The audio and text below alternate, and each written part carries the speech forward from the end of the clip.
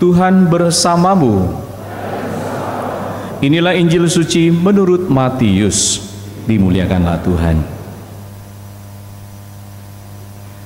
Sekali peristiwa, Yesus menyingkir ke daerah Tirus dan Sidon. Lalu datanglah seorang perempuan Kanaan dari daerah itu dan berseru, "Kasihanilah aku ya Tuhan, putra Daud.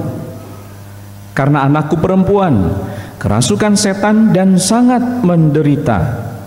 Tetapi Yesus sama sekali tidak menjawab. Lalu para murid datang dan meminta kepada Yesus, "Suruhlah ia pergi, sebab ia mengikuti kita sambil berteriak-teriak." Jawab Yesus, "Aku diutus hanya kepada domba-domba yang hilang dari umat Israel." Tetapi perempuan itu mendekat dan menyembah Dia sambil berkata, "Tuhan, tolonglah aku." Yesus menjawab, "Tidak patut mengambil roti yang disediakan bagi anak-anak dan melemparkannya kepada anjing." Kata perempuan itu, "Benar Tuhan, namun anjing itu makan remah-remah yang jatuh dari meja tuannya." Lalu Yesus berkata kepadanya, "Hai ibu, besar imanmu, maka jadilah kepadamu seperti yang kau kehendaki." Seketika itu juga anaknya sembuh. Demikianlah Injil Tuhan. Terpujilah Kristus.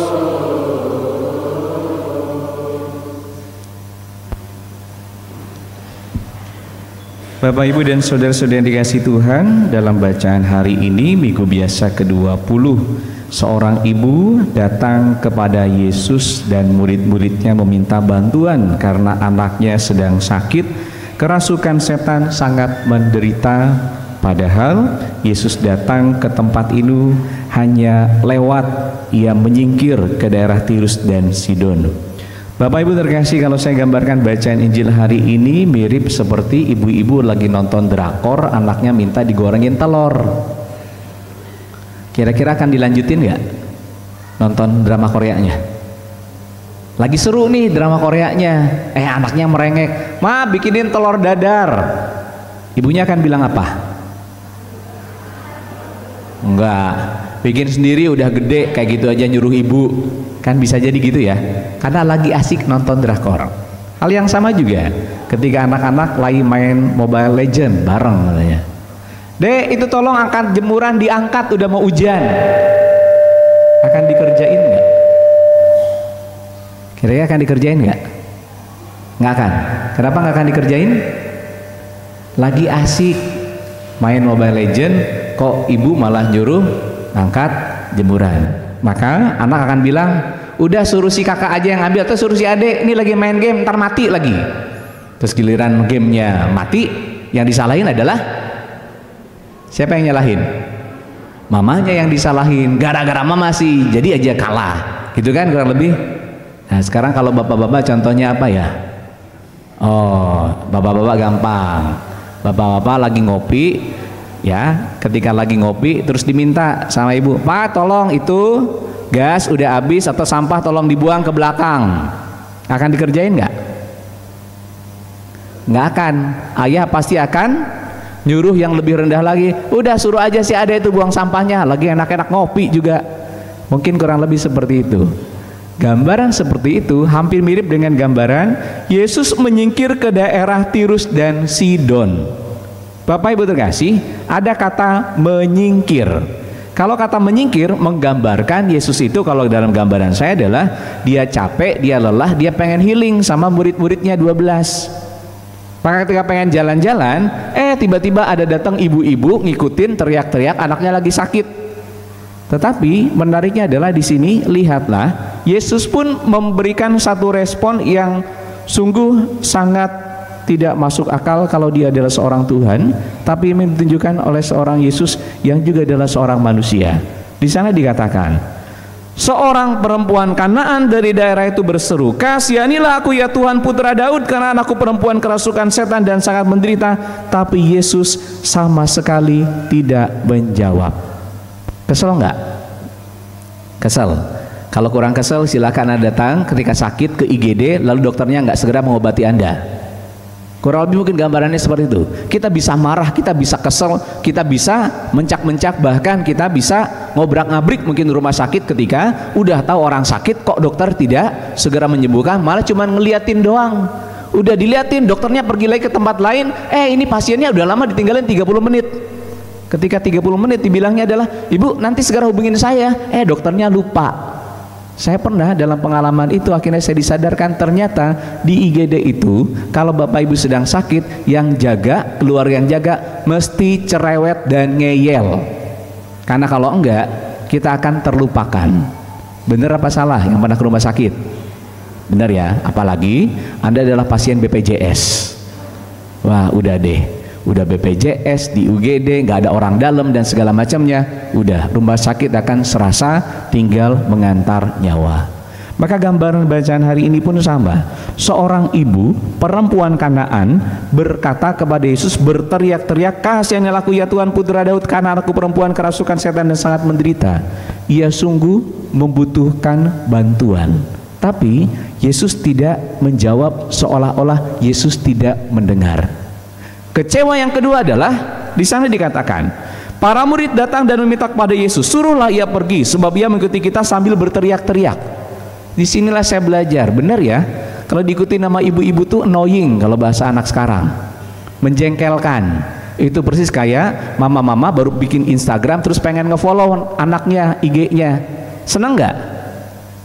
Ya anak-anak yang punya IG terus ibunya bikin IG juga, terus ibunya minta, "Dek, IG-mu apa? Mama follow ya." Di follow atau di blok? Kira-kira bakal di follow atau di blok? Langsung di blok kan ya. Mama apaan sih, udah tua juga, paling bilang begitu, sok muda dan segala macamnya.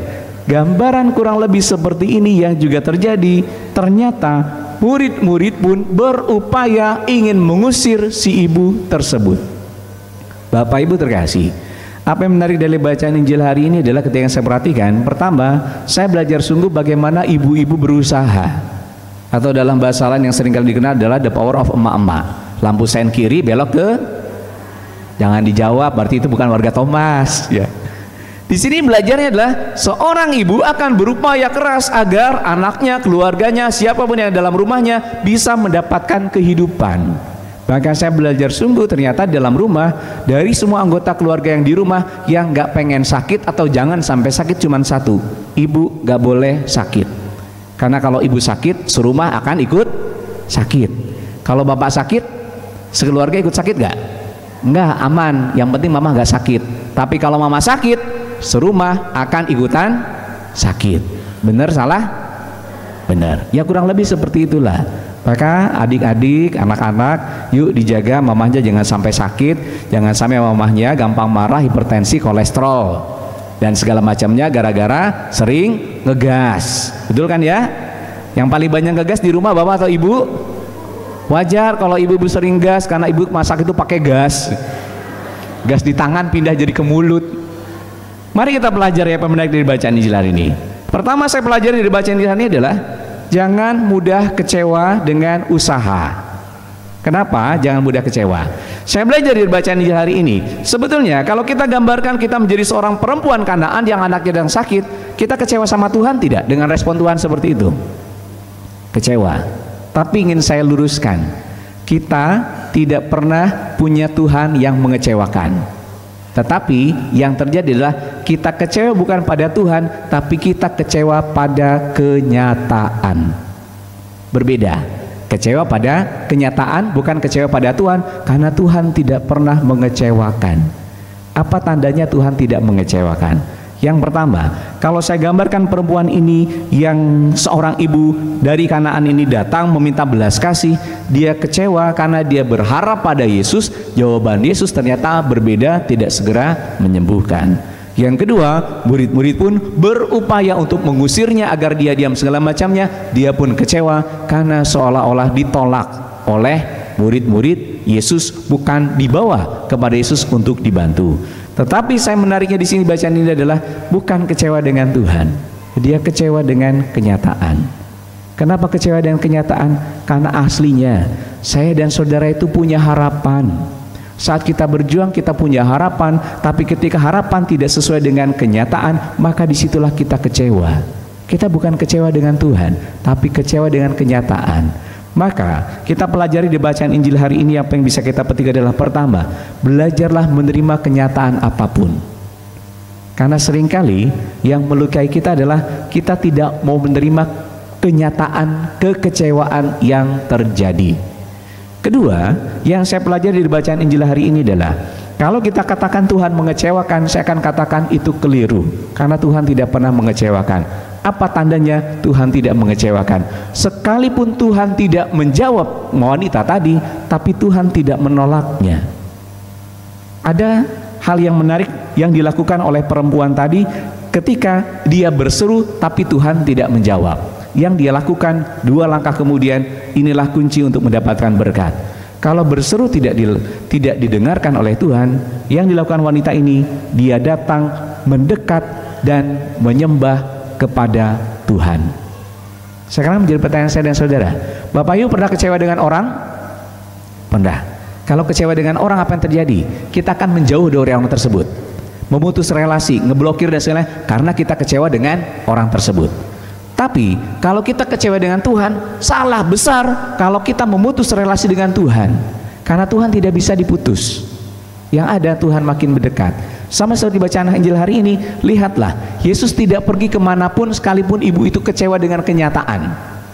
Dia datang pada Yesus, Yesus tidak menjawabnya, dilihat murid-muridnya mengusirnya, tapi Yesus ada di situ, tidak menyingkir, tidak juga Yesus pergi, tidak juga Yesus mengusirnya, artinya Yesus ada di situ. Disinilah saya belajar, boleh kita kecewa, tapi satu yang pasti, Tuhan tetap menemani kita saat kita kecewa, dan Tuhan meminta kita mendekat dan menyembahnya.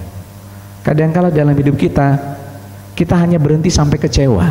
Kita tidak datang mendekat dan menyembah pada Tuhan, akhirnya kita lepas dari berkat Tuhan dan kita bisa jadi menyalahkan Tuhan. Wanita tadi tidak menyalahkan Tuhan dengan respon yang tidak menjawab terhadap seruannya. Wanita tadi, wanita Kanaan ini datang mendekat dan menyembah Tuhan. Bapak terkasih, mungkin saat-saat ini kita sedang mengalami kecewa, tapi justru kunci dalam kecewa, datanglah pada Tuhan. Saya belajar kenapa datang pada Tuhan. Ada kalanya Tuhan mematahkan hatimu agar hatimu kembali kepada Tuhan. Karena engkau ketika hatimu diberikan pada orang lain, dia tidak bisa memberikan bahagiamu seumur hidup, tapi hanya di dalam Tuhan. Ketika hatimu terpikat padanya, engkau akan dibahagiakan Tuhan selama-lamanya. Maka menarik bacaan Injil hari ini pun, perempuan tadi akhirnya mendapatkan, hai ibu, besarlah imanmu, maka jadilah kepadamu seperti yang kau kehendaki. Saya nggak kebayang kalau perempuan tadi gampang marah, gampang baper, gampang tersinggung, mungkin anaknya tidak akan sembuh. Maka dalam sikap beriman kita pun, kadangkala kita harus siap. Siap kenapa? Tuhan bisa jadi meminta kita saat kita berseru, Tuhan minta waktu kita sedikit lagi untuk mendekat dan menyembah agar kita semakin diberkati Tuhan. Maka saudara kasih, boleh kok kita kecewa dengan kenyataan kita, tapi dalam kekecewaan itu mending dekat pada Tuhan dan menyembahnya, maka kita akan menemukan keselamatan sama yang dirasakan oleh seorang ibu perempuan yang anaknya kerasukan setan dan sangat menderita. Yesus tidak segera menjawab kebutuhannya, tapi endingnya selalu keselamatan. Semoga kita pun dimampukan punya kesabaran saat berseru dan Tuhan tidak mendengarkan. Semoga kita pun dimampukan punya sedikit kekuatan saat kecewa, datang pada Tuhan, mendekat dan menyembahnya, dan biarkan Tuhan yang bekerja. Saya tutup permenungan ini dengan kata-kata sederhana. Saat kekecewaan datang pada kita, biarkan tangan kita ke atas untuk berdoa, dan Tuhan akan menurunkan tangannya untuk memberikan berkat bagi kita yang memohonnya. Semoga Tuhan memberkati kita semua. Amin.